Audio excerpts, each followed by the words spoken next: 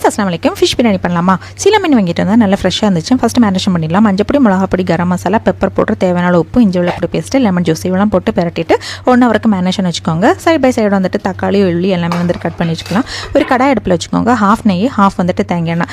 எண்ணெய் சூடானதுக்கப்புறம் வந்துட்டு கொஞ்சம் கொஞ்சமாக ஃபிஷ்ஷஸை போட்டு 2 பக்கம் நல்லா ஃப்ரை பண்ணி எடுத்துக்கோங்க. சேம் கடாயில் வந்துட்டு ஹோல் ஸ்பைசஸ் எல்லாம் ஆட் பண்ணிக்கோங்க.